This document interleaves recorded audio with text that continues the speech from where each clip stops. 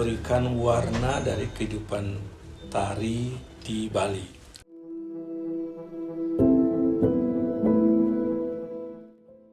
Kena penari, penari oleh.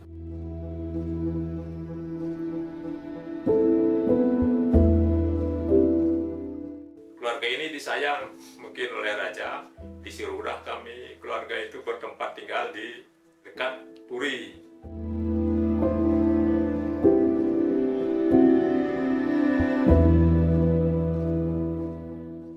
Desa Dejanpeken banyak menyimpan sebuah sejarah dan cerita melahirkan tokoh-tokoh hebat, salah satunya Bapak I Ketut Maria. Maria merupakan maestro tari Bali yang fenomenal dengan sebuah karya-karyanya yang mendunia. Jejak Mario di Desa Dejanpeken.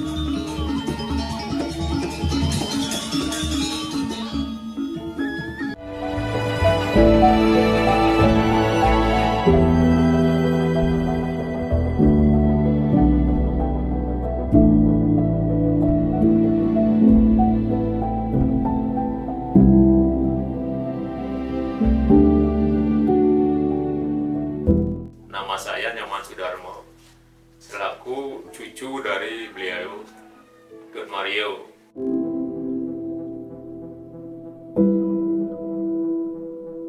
Ketut Mario itu adalah kalau di kakek.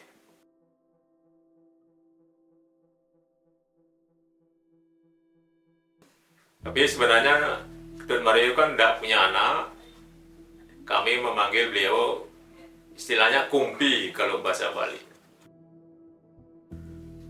Ketut Mario adalah menurut Tiang itu adalah satu sosok yang langka menurut Tiang. Kalau di Bali itu artinya beliau walaupun tidak bisa baca tulis, tapi dia itu bisa menciptakan ciptaan seni tari yang sudah hampir 100 tahun sampai sekarang itu masih tetap ditarikan kan gitu.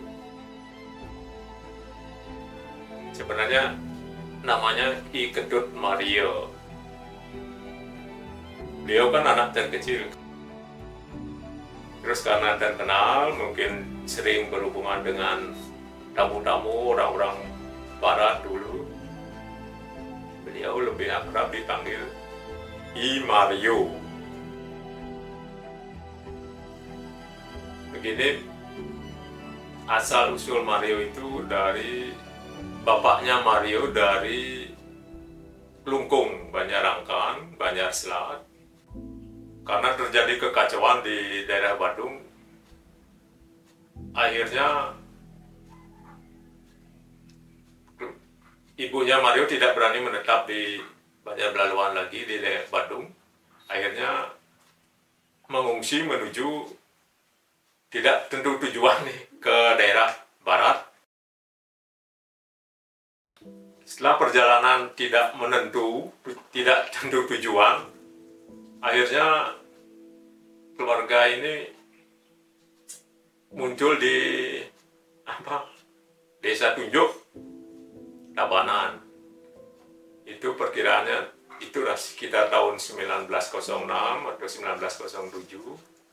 Di Desa Tunjuk dipungut oleh saudagar Cina waktu itu.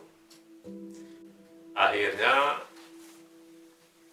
diajaklah ke Puri di sini oleh saudagar Cina itu, di Puri Kaleran, Banjar Lebah, Tabanan. Mungkin gimana ke Raja Puri Kaleran dulu, mungkin keluarga ini disayang mungkin oleh Raja, disuruhlah kami keluarga itu bertempat tinggal di dekat Puri.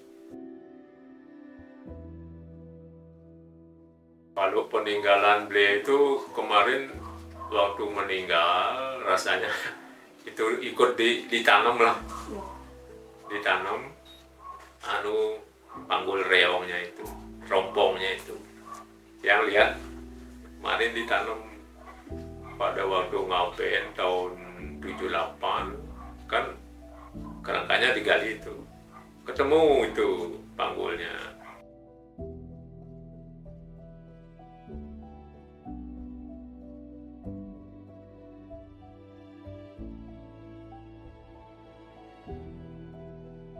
Om Swastiastu, nama saya Wayan Dibia, saya pensiunan guru besar di ISI Denpasar. Saya berasal dari Singapadu, Sukawati Gianyar.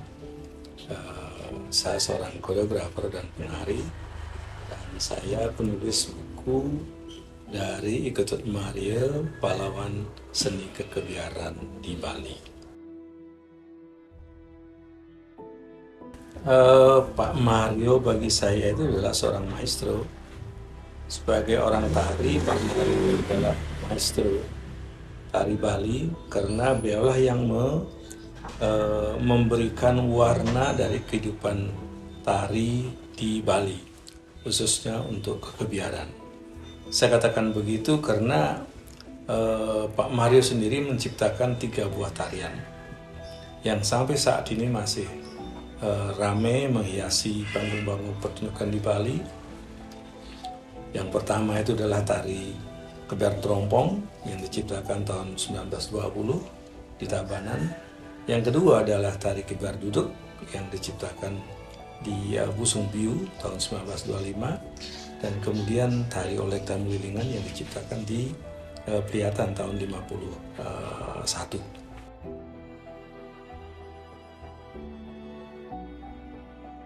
Ya, saya kira ada hubungannya dengan apa yang saya katakan tadi.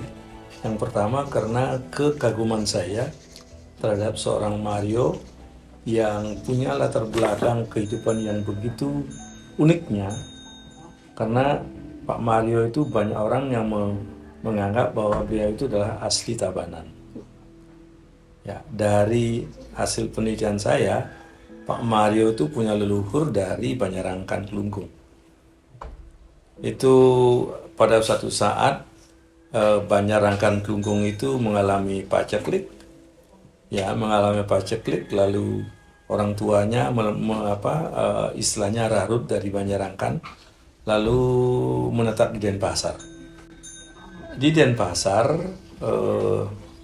ayahnya bertemu dengan seorang wanita yang bernama Imentok, kemudian mereka kawin dan lahirlah anak-anak mereka yang salah satunya adalah Mario. Ada seorang pengusaha kopra bernama Kang Sam, itu memungut mereka, menerima mereka sebagai kuli, dan menjadilah Mario seorang kuli yang paling kecil di tempat itu.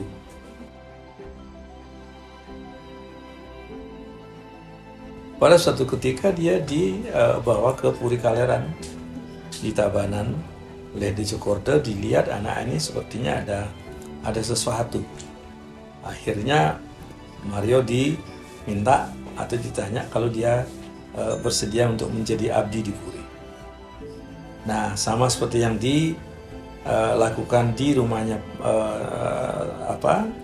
saudagar Cina Keng Sam ini, dia hanya mau menjadi kuli di sana kalau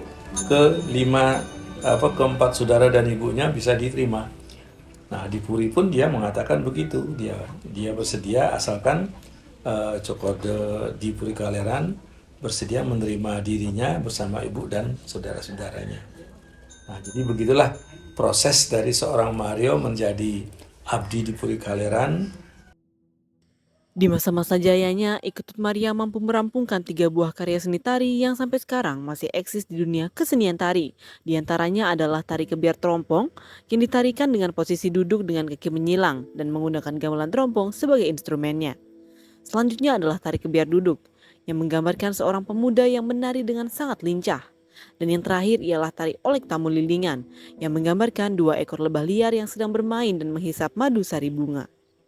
Di mana ketiga tarian ini membuat namanya semakin terangkat dan membantu beliau dalam memulai karir yang sangat sukses hingga ke luar negeri. Pada suatu saat di Puri Kaleran terjadi satu pertunjukan. Ada grup gong kebiar dari Bali Utara diundang, lalu tabuh-tabuh yang dimainkan diciptakan oleh seniman dari Pangkung. Nah, terjadilah komposisi tabuh yang bernuansa Bali Selatan dan Bali Utara. Nah, oleh karena itu si Mario ini sangat tergetar hatinya untuk menarikan, apalagi setelah melihat gaya pemain trompong itu sepertinya kurang menarik. Nah, dia akhirnya minta izin kepada raja jika ia dibolehkan untuk menarikan tabuh itu. Tabuh yang dimainkan ketika itu bernama tabuh kebiar jerbu. Ya, tabuh kebiar jerbu. Lalu akhirnya raja membolehkannya. Lalu terjadilah tarian baru yang dilakukan secara improvisasi oleh Mario dengan merespon tabuh kebiar jerbu ini. Itulah akhirnya menjadi tari kebiar.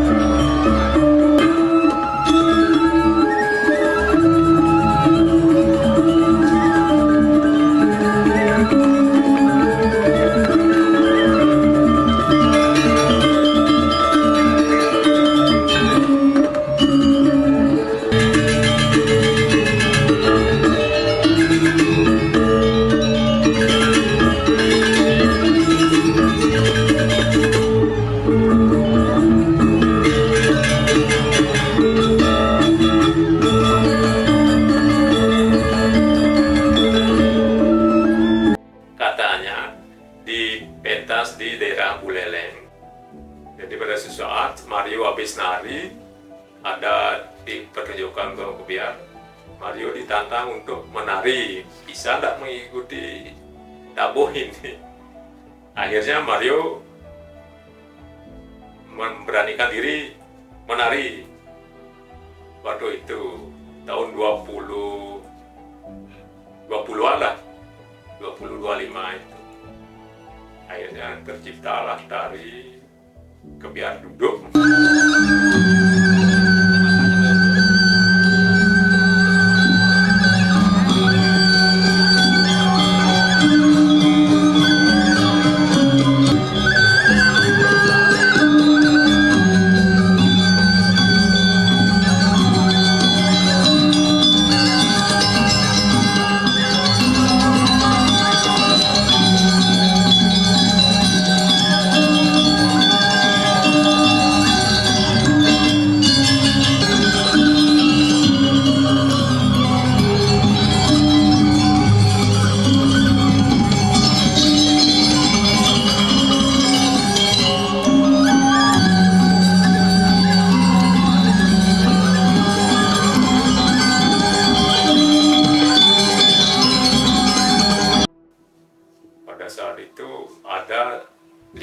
ngajar di daerah Ubud, Peliatan. Ada tamu dari Amerika itu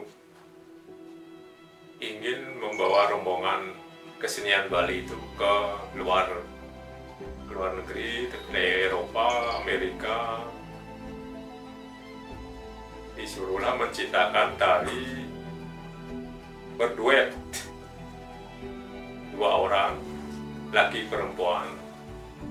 Mungkin zaman dulu maksudnya kayak tari balet. Akhirnya tahun 51 terciptalah tari oleh Kamu Lilingan.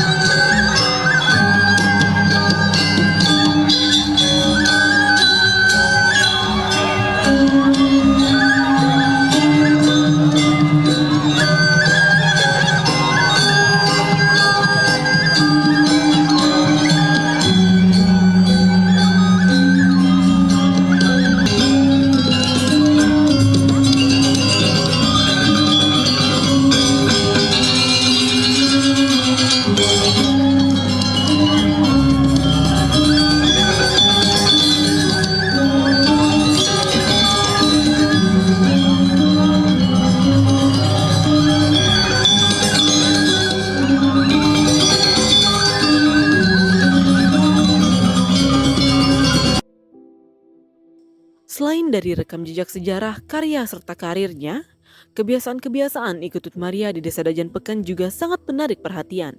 Mulai dari kisah masa kecilnya, kebiasaan beliau ketika di rumah, bagaimana karir beliau hingga di luar negeri, kisah romansanya, sampai dengan kisah akhir hayat beliau.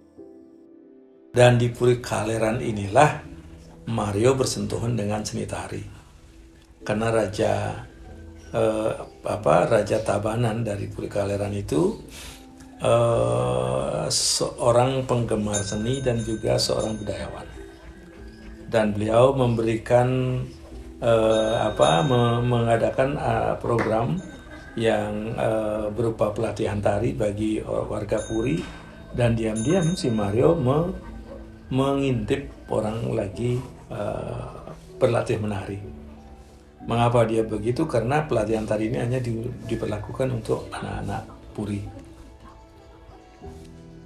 Tetapi apa yang terjadi? Ternyata Mario ini bisa menari lebih pintar dari yang dilatih oleh para gurunya.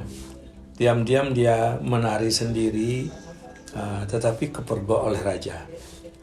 Nah, setelah melihat Mario menari sendiri yang begitu bagusnya, akhirnya Mario diberikan izin untuk berlatih bersama-sama dengan warga Puri. Tahun berapa ya, 50-an, beliau kan sering ngajar nari itu sampai ke daerah Peliatan, Ubud, dan wilayah daerah Badung, Beladuan.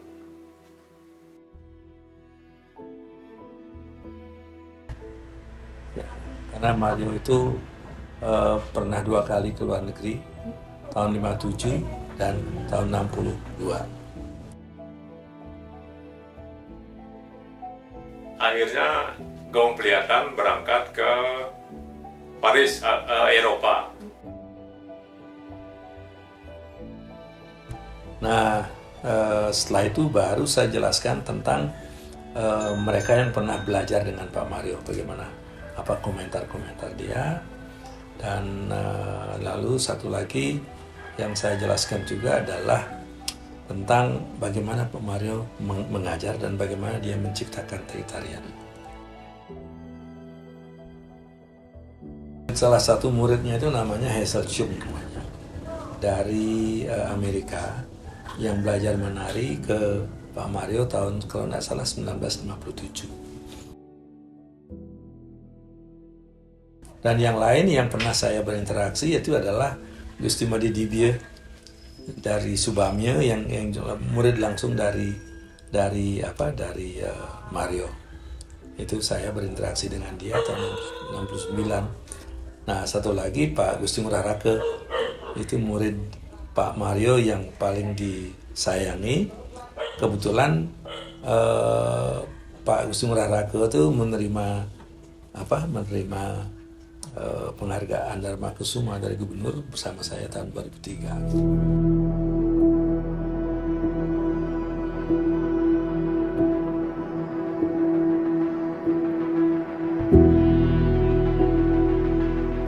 Ternyata selama ini belum ada yang mengungkap perjalanan hidup dari seorang Mario.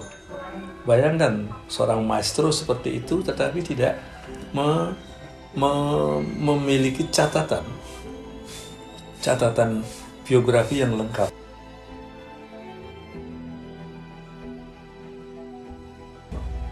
Anda mungkin tidak percaya bahwa Pak Mario itu adalah seorang jenius. Saya katakan begitu karena dia buta huruf, tetapi mampu meraih prestasi yang seperti itu. Dan yang lebih hebat lagi, dia pernah menjadi pegawai pengantar surat. Bayangkan, di mana seorang buta huruf itu mengantar surat. Tapi karena dia seorang jenius, dia punya akal banyak. Jadi menerima surat di kantor pos, dia masukkan ke celah-celah jarinya. Lalu naik sepeda, surat ini diserahkan satu persatu. Begitu habis surat ini, dia masuk ke sekolah rakyat. Anak-anak dipanggil oleh dia atau diajak untuk lomba baca. Nah, yang dibaca itu adalah alamat surat dia. Nah, hadiahnya permen. Nah, begitu dia dapat bacaan ini, dia masukkan lagi, jalan lagi. Sering jalan-jalan ke Jamada, artinya toko-toko itu kan banyak punya orang Cina itu, semua dikunjungi itu. Dia senang melucu dia, Pak Mario itu. Sinari di depan itu orang-orang, biar orang itu senang dah, ketawa dah dia. Tidak pernah diam dia tangannya, pasti gini. Ini pakai cincin, bunyi ini, tek-tek. Adalah kehidupan romantis dari seorang Mario, ya, dimana dia dikejar-kejar wanita, bagaimana dia mengejar wanita, dan ketika dia Amerika dicari-cari, diburu oleh para bule dan lain sebagainya.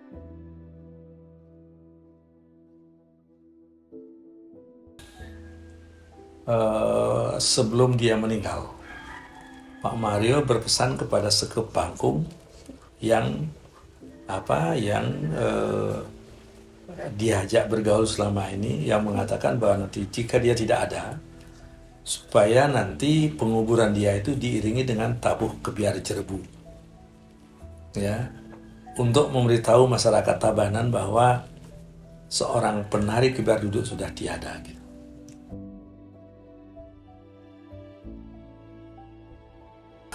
Pesan saya bahwa dengan mengenal seorang tokoh seperti Pak Mario ini, saya berharap siapapun yang tertarik kepada kesenian itu supaya bisa meneladani bagaimana perjuangan seorang Ketut Mario di dalam seni kekebiaran.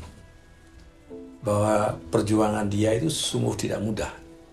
Ya, bahkan dengan cara yang betul-betul penuh rintangan. Ya, belajar menari di Puri dengan diam-diam, kemudian setelah dia bisa menari, dia juga harus berinteraksi dengan banyak orang. Dan satu hal yang saya anggap menarik dari Pak Mario ini adalah bahwa ketika dia menciptakan sebuah karya, dia selalu bekerja sama dengan orang lain. Ini artinya sebagai makhluk sosial dia sangat sadar bahwa dia tidak bisa bergerak sendiri, dia tidak bisa berbuat sendiri, dia memerlukan dukungan orang lain. Nah, istilah sekarang, karya-karya yang dihasilkan selalu melalui proses kolaborasi. Ya, ada yang menciptakan tabuhnya, dia menciptakan tarinya. Nah, seperti itu. Nah, yang lain yang perlu dicontoh dari seorang Mario ini adalah dedikasinya kepada kesenian itu. Ya, dedikasinya pada kesenian itu. Bahwa dia tidak pernah lari dari kehidupan kesenian, apapun risikonya. Nah, sekarang kan orang-orang idealis seperti itu kan semakin sedikit. Oleh karena itu, saya sangat mengharapkan bahwa para pembaca buku Mario nanti itu bisa mendapat inspirasi dan bisa meneladani ya perjuangan seorang Mario yang berpendidikan rendah tetapi mampu berprestasi luar biasa. Ya. Nah, ini tentu kata kuncinya ketekunan, keteguhan dan kesungguhan serta kejujuran seorang Mario sehingga dia mampu melahirkan tari-tarian, pertunjukan tari yang betul-betul metaksu.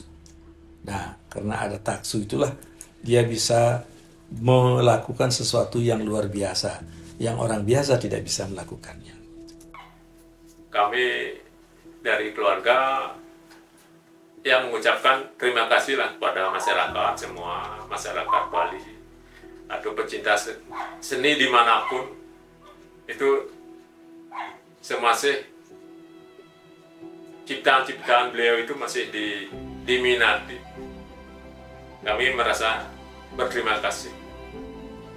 Ya mungkin kedepannya generasi muda yang punya bakat tari atau seni itu bisalah kira-kira melanjutkan tradisi budaya adat Bali.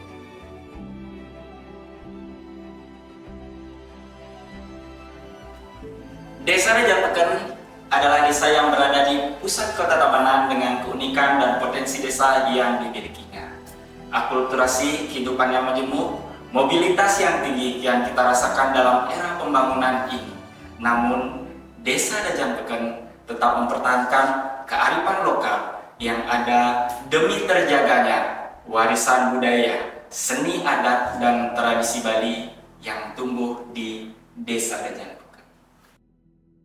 Dengan adanya video dokumenter ini, kami berharap agar semua orang, khususnya masyarakat Bali, mampu mengamatkan pesan-pesan tersebut. Terima kasih, pahlawan kesenian Bali, Bapak I Ketut Maria. Karyamu akan selalu kami kenang dan kami lestarikan.